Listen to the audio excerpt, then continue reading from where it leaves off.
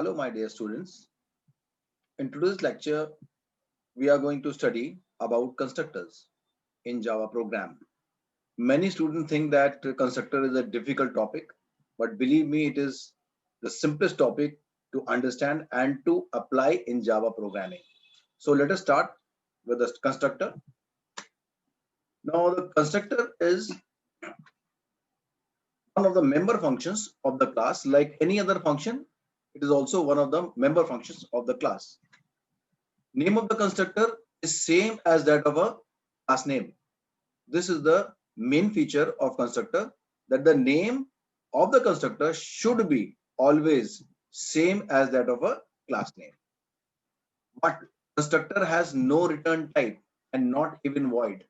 Functions may have, the normal function may have some return type, it may be void or int, but constructors have no return type. Nothing is to be written at the point where you are returning a value. That means not even void you will write. Then constructors are used to initialize the data members of the class. The data members, that is the global variables which you declare within the class, the constructor is used to initialize them automatically. And constructors are automatically executed when the objects of the class is created. Whenever you create an object for the class, the constructor will get executed. But you cannot execute a constructor explicitly like a function. You can call a function by the name, but you cannot call the constructor by the name. But constructor is executed when object for the class is created. Okay, let us take one example here.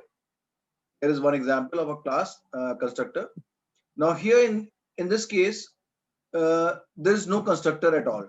So this is an example of a default constructor.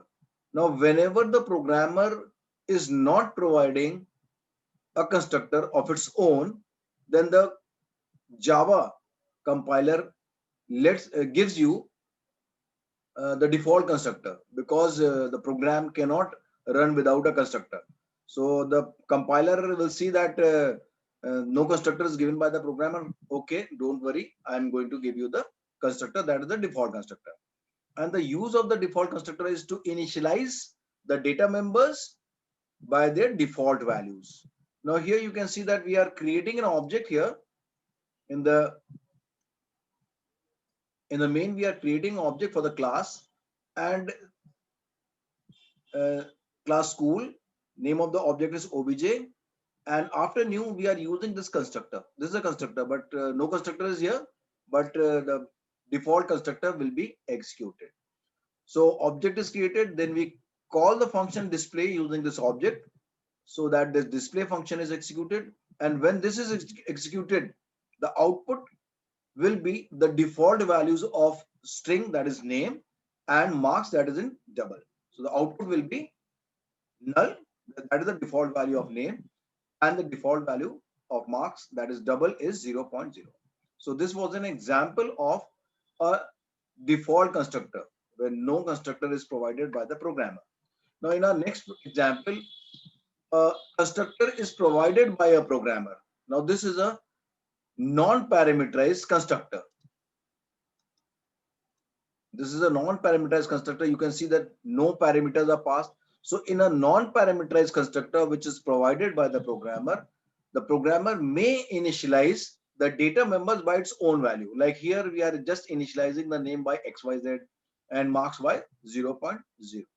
So here you can see the syntax is the same as before, as we have created object using the default constructor. So it is like a default constructor, but here the programmer is mentioning the non-parameterized constructor.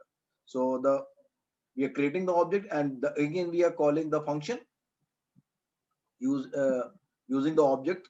We are calling the display function, and the output will be, now the output will be against the name, it will print xyz, because we have initialized the name by xyz and the marks by 0.0. So this is an example of a non-parameterized constructor. Now this is an example of a parameterized constructor. Now here you can see we have passed some parameters. When we are writing a constructor, we are passing a parameter, and notice that the name of the class, and the name of this function, that is the constructor, are same and there is no return type here.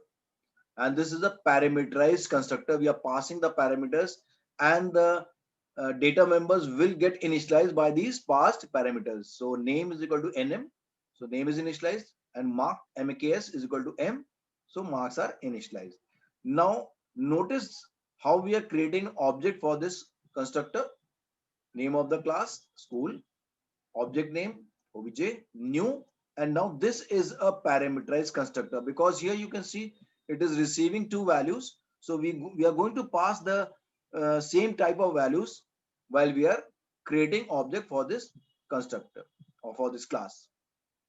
So Alok will be transferred to nm and finally to the name, and 69.5 will be transferred to m and finally to mks. And when we call the function using the object, that is using this object, we are calling this display function.